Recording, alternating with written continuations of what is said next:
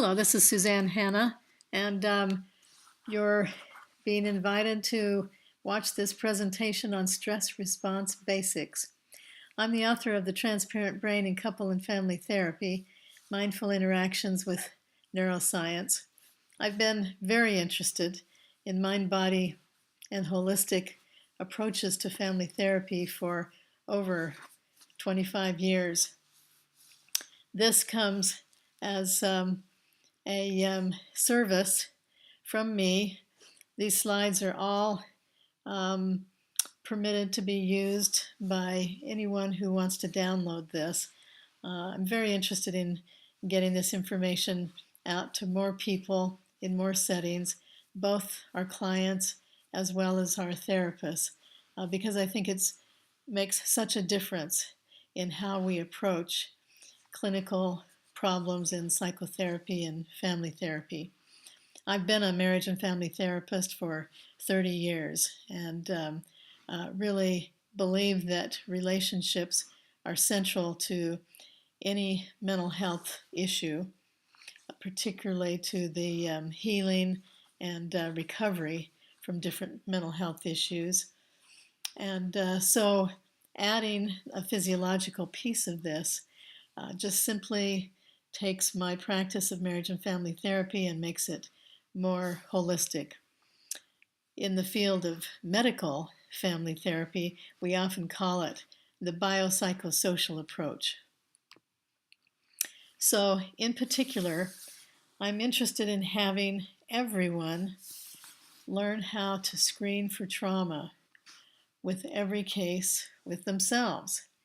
The reason for this is because some of the physiology that might relate to the presenting problem that we take into therapy can, in fact, really affect the course of our recovery if we don't attend to the physiology as well as to the psychosocial pieces. The second reason for screening for trauma is because we want to be able to always be understood and have a therapist understand our unique set of situations that lead to whatever problem we would like to solve. I call it the unique blueprint of vulnerability, and we all have a blueprint of childhood experiences, adult experiences, culture, race, gender, the quality and nature of our relationships. These all contribute to the physiology that we bring to the table. And we all have a unique tapestry or blueprint for those vulnerabilities.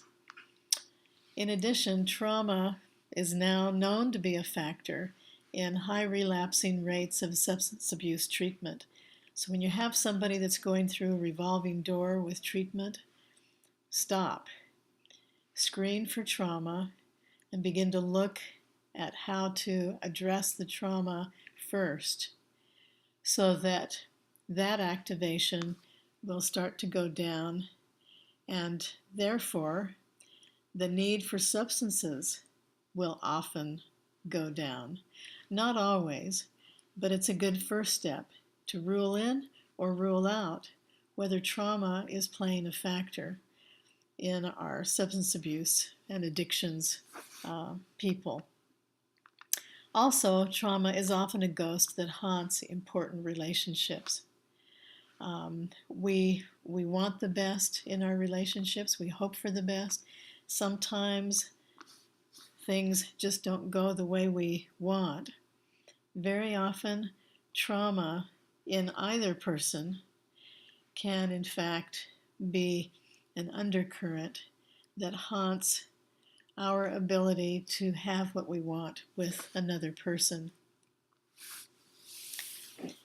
So the brain is actually a social brain. It develops because of relationships, not side by side. Relationships are what stimulate the brain to develop from the time we're born.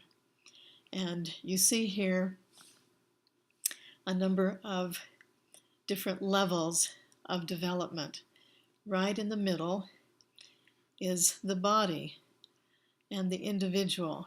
So we have a relationship to our body, a sense about our body, and our physiology then pervades every single other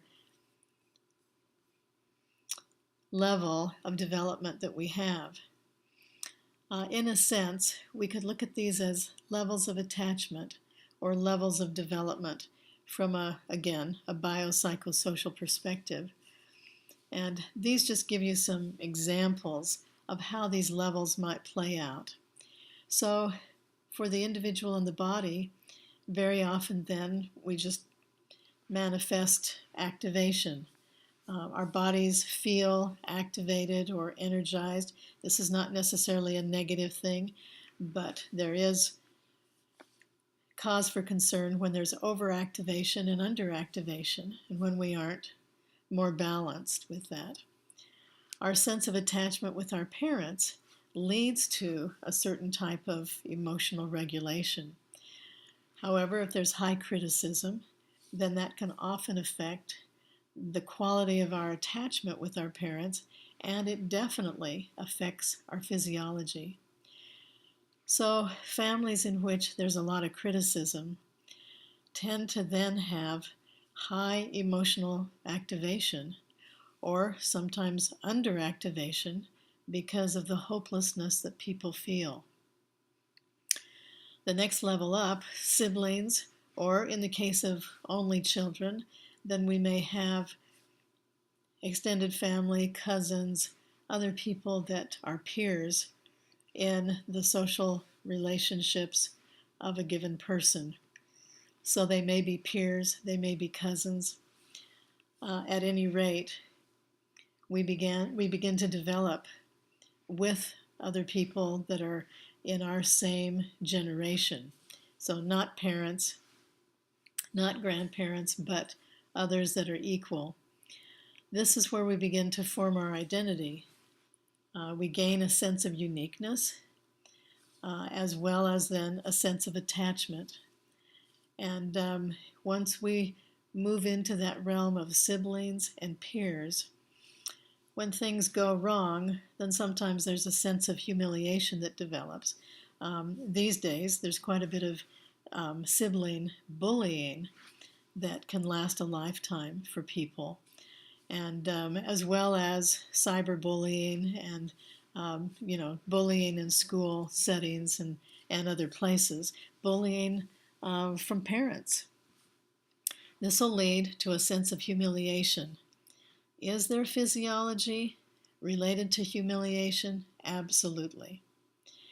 So this is why then we have this individual realm here going through all levels. For society, certainly our attachment to society depends on whether we are part of a group that's a majority group or a marginalized group. Out of that can come cultural wounding, discrimination, misunderstanding at the very least. And so at that societal level, there may be acceptance or non-acceptance, which also then leads to activated physiology where we have to be guarded. Finally, the last level is the level of God. The only problem with the level of God, however, or if you prefer, the universe or sense of harmony with all the world, doesn't have to be the religious concept of God as much as it is that sense of connection and harmony with the entire world. And when I said there's a problem, the only problem with that is that these other layers often then influence our relationship to God, the one that we develop, or to the universe. And so out of that, for instance, can come a sense of shame, where we don't feel worthwhile or worth anything. And so developing a relationship with the universe, being at harmony with the rest of the world, sometimes takes quite a bit of healing, depending on how these other levels have developed. So out of this then comes what I call biological empathy.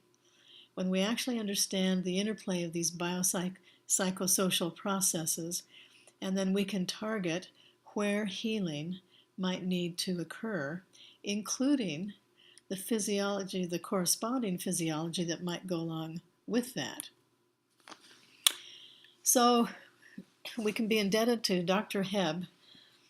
Sometime in around the 1940s, I believe, he developed what we now call Hebb's Law. Neurons that fire together wire together. Our brains are multitaskers, and as you can see here, at any given time, a half a dozen or more parts of our brain are lighting up and facilitating our action, our biopsychosocial processes. And so at any given moment, for instance, our five senses are, alive and ablaze and taking in information. At the same time, there's movement. And at the same time, the emotional center of our brain may be activated or deactivated. And so when these neurons that are multitaskers fire all together in a repetitive manner, they become wired together. So take riding a bicycle. Gosh, we'd have all kinds of parts of the brain lighting up and firing off just to learn how to ride a bicycle. But as we ride that bicycle over and over, what happens then is that all of those neurons become a unique circuit for bicycle. And consequently then, after the repetition, we don't even have to think about it. Pretty soon, it just happens. We just get on and ride without thinking. That's the wiring part, where then it moves into our, autonomic nervous system, and we don't even have to think about doing it. So this is a very important concept for stress, because when we've been in high stress situations or repetitively stressful situations, we have circuits unique to those situations. However, what you see here with this circuit, with these multiple locations firing off, sometimes then we can get in a situation where only one of those things fires off. And under situations of trauma and stress, when one fires off, it may fire off all the others in an involuntary way. I can't stress that enough, that it becomes involuntary. And so let's say that this is a trauma circuit, and we see here the purple circle over here on the right, and it's pointing to this woman's prefrontal cortex. So during a traumatic experience, and it might have been a one-time trauma, or it might have been a repetitive experience that has led to trauma symptoms, something is in that prefrontal cortex. Now, it might be, I'm worthless. It might be, men are dangerous. It might be, so there could be all kinds of different thoughts. Well, whatever the thought was related to that trauma, that can actually trigger all the other things going off. And so this is the basics of stress responses, is the triggering and the circuits that develop that are wired together, so to speak. So the HPA axis is what we usually target when we're talking about stress responses. H for hypothalamus, P for pituitary, A for adrenal glands. And you see them there in context. The hypothalamus is actually up right by the pituitary. I call them Siamese twins because they are so entwined. They share the same blood flow, And the hypothalamus happens to be the most densely flooded structure for blood. So it's almost pure blood. And compared to any other place in the body, there's a greater concentration of blood and blood vessels and blood flow microscopically in the hypothalamus. Now that's because the hypothalamus is actually the master mind of the pituitary, which is the master gland. We've all heard the master gland. Well, the hypothalamus is the master mind behind the pituitary, behind the master gland. And there's a cascade then of messages when there's stress, when there's danger. The amygdala signaled to the hypothalamus, we're in trouble. And then the hypothalamus, again, entwined with the pituitary, sends the message, hey, get busy. The pituitary then sends out hormones in the bloodstream, and in a nanosecond, the adrenal glands then become flooded with the hormone from the pituitary, and it releases adrenaline, noradrenaline, cortisol, and I don't have it on this slide, but also endorphins. And endorphins, are painkillers. So we secrete a naturally occurring painkiller when we are under stress. There's some mercy, about that. So with this adrenaline and the noradrenaline and the cortisol, all kinds of things start happening in the body. And again, when we have repeated stress, then we have this, what we really can think of as kind of an involuntary stress response. It's just going to happen without us making it or without us stopping it. Now I have there reference to the candy bar. What's that about? Well, cortisol that comes out of the adrenals goes to the liver, to the prefrontal cortex, the immune system, the hippocampus. Cortisol just floods a number of our organs. And at the time, we need it. But then if we have these involuntary responses because of repeated, stress circuits that have developed, then it can be really bad for our bodies. The candy bar refers to the liver. The liver stores fat and sugar just in case we need to fight, flight, or freeze. So the fight, flight, freeze response then has correlates within these organs. And the liver then stores up fat and sugar. See, and what is a candy bar made out of? Fat and sugar. Why do we need a candy bar? Well, if we see a bear and we need to either fight or flee, then it would be helpful if we had a little extra energy in our bloodstream. And so cortisol tells the liver to dump fat and sugar into our bloodstream so that we can run or fight or whatever we might need to do for this dangerous, to overcome this dangerous experience. Okay, so that's the candy bar. And the problem then, of course, is that if we're under continual stress, the liver is dumping fat and sugar, maybe sometimes as fast as it can make it if we are really chronically under danger and stress. Nevertheless, that fat and sugar in our bloodstream, if we aren't going to fight or flee, then where's it going to go? Okay, so this is biological empathy.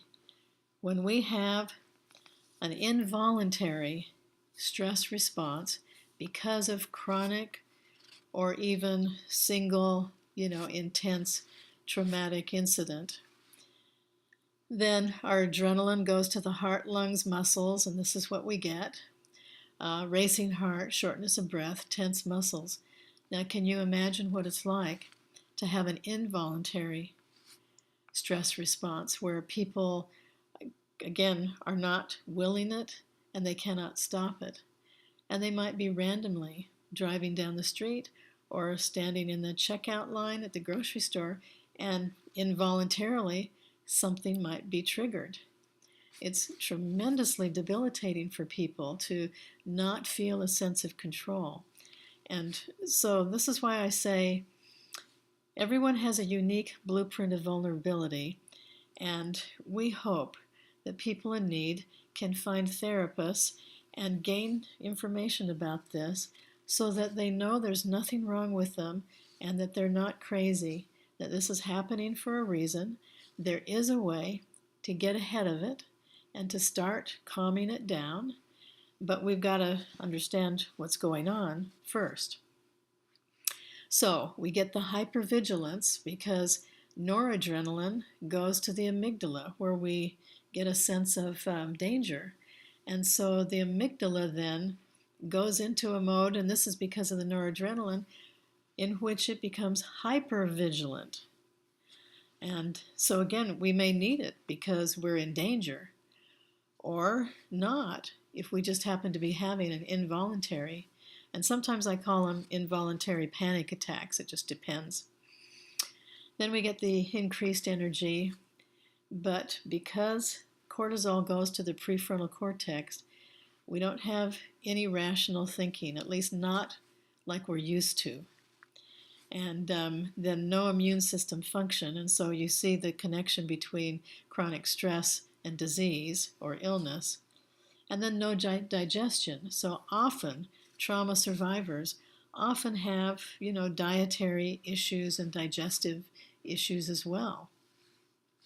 And then because of the hippocampus getting the cortisol, then there's a temporary memory loss. So biological empathy, either for oneself or if you're a therapist with a client, biological empathy has to do with understanding how all of this can happen in a nanosecond and in an involuntary way because of circuits that are tied to, a certain experience. And so, remember, no rational thinking. If a person is having a, involuntary panic attack, it takes around 18 minutes for the cortisol and the adrenaline and all of that to clear out of the body.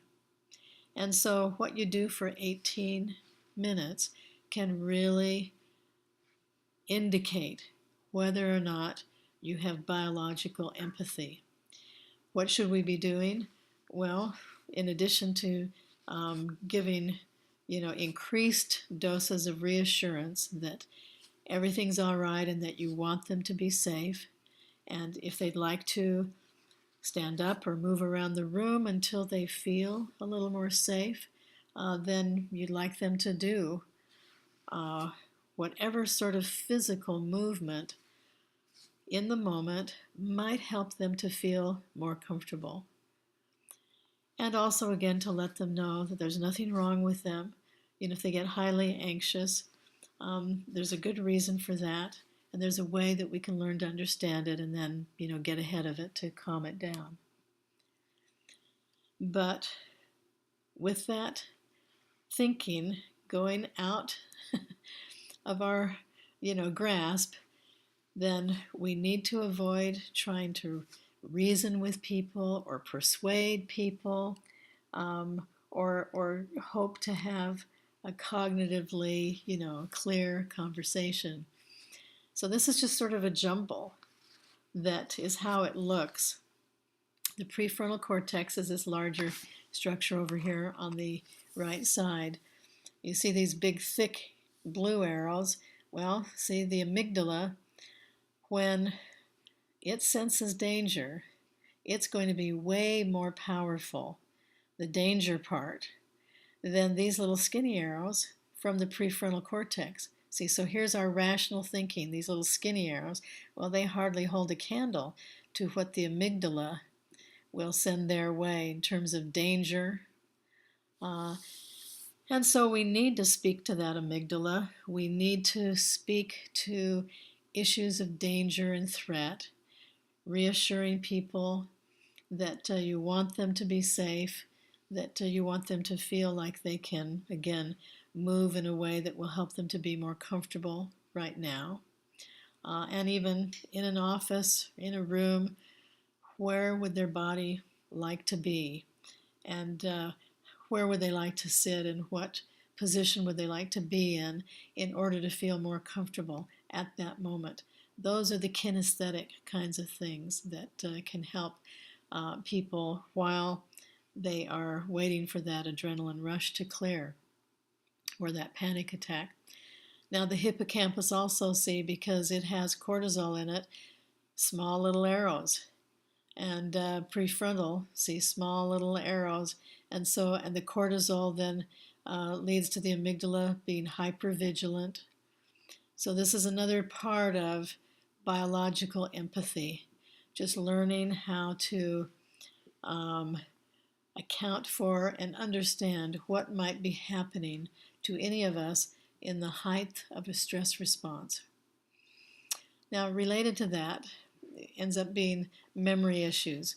We have implicit and explicit memory. The implicit memory is what we have from birth. It's not verbal, it's unconscious, it's mostly behavioral, affective, somatosensory, we call it, with the five senses. And those circuits of memory are independent of the hippocampus, which tends to be much more about conscious memory. So implicit memory is often body memory. When I spoke about riding a bicycle, see, after we get going on it and repetition and we've mastered it, then it becomes implicit because it's largely then behavioral, affective, somatosensory. We just can do it. On the other hand, explicit memory then comes along later, 12 to 24 months. A lot of us don't actually have much conscious memory until sometime between ages, 2 and 3. But that's just the conscious memory. See, that doesn't mean that our body doesn't still have a memory. If a baby or a toddler has been abused, that body, those bodies have a memory of being invaded or being harmed. And so we often overlook the implicit memory and what might need to happen for a person long past 24 months, what a person might have to do to go back to the implicit memory in their early years and then be able to work on their body healing from those threats and those dangers. So the explicit memory then, it comes about from our focused attention. See, so like the prefrontal cortex, we're working on a task and then we remember how to do it. So the bicycle riding starts out as explicit memory, although we wouldn't be riding a bicycle, would we, at 24 months? But nevertheless, the focused attention, see, when we begin to do any kind of skill, then we start having conscious, memory of that. Now, that also can involve then the facts, experiences we call autobiographical memory, that memory that's a string of experiences that lead to us having our sense of identity.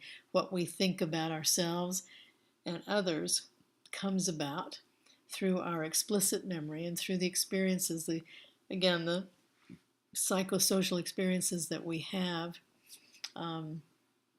So in large part, you have the physiology part of the memory over here, and then the psychosocial part of the memory over here.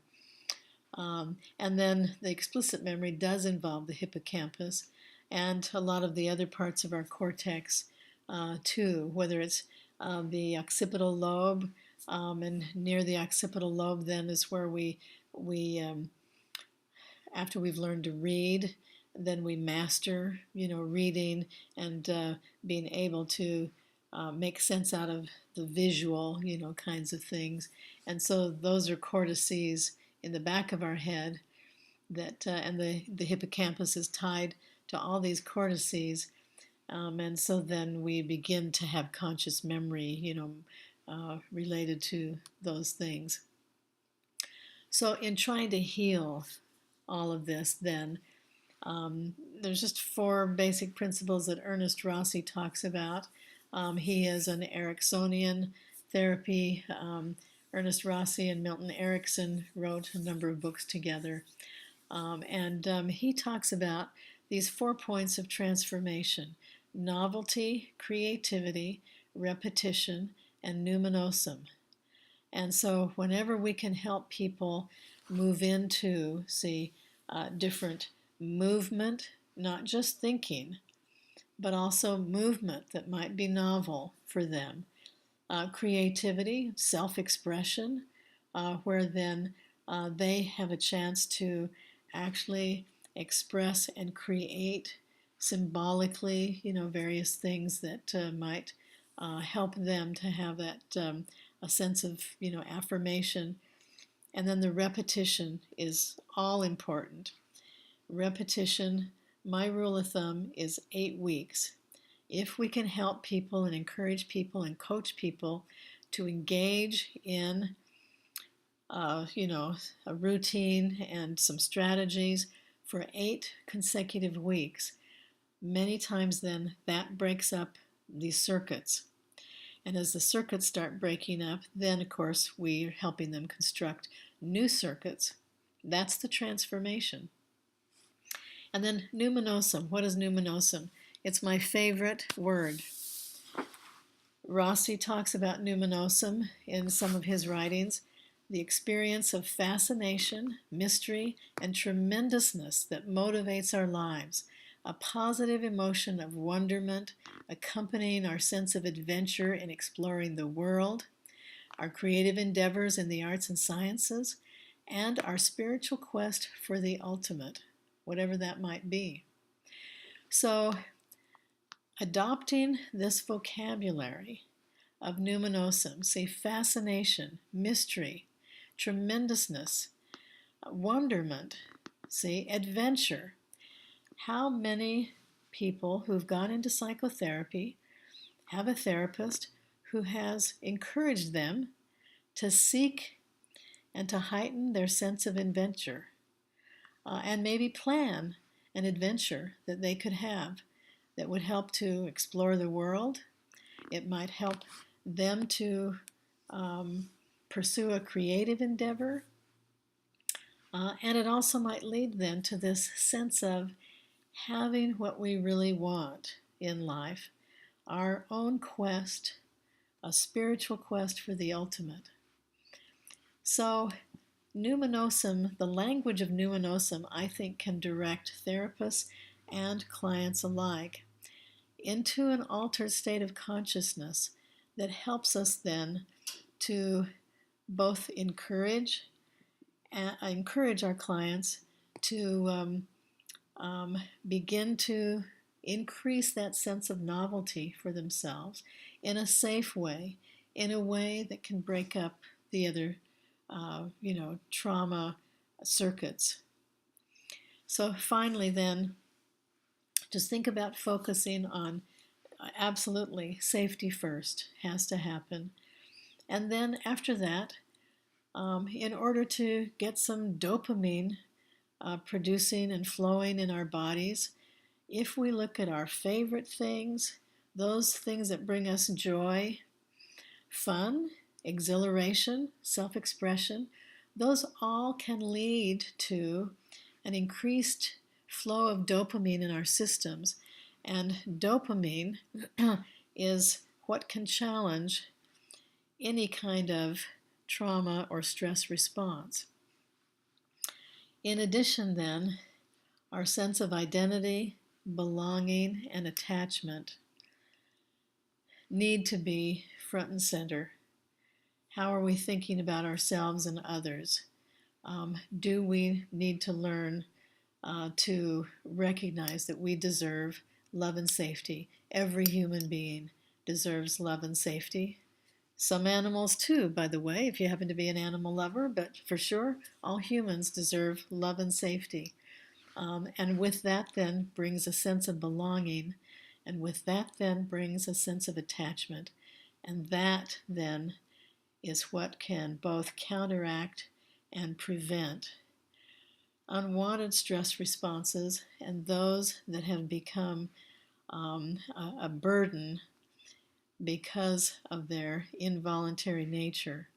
Let's get our stress responses back under control, so to speak, so that they'll be there when we need them. And when we don't need them and don't want them, then we have a way of being able to get ahead of them and override them so that we can keep our stress low. Thank you for your attention to this. I wish everyone well who might view this, and if I can be of help in any way, my contact information is on the first slide, and I will always be hoping and promoting a sense of peace and safety and love for all people.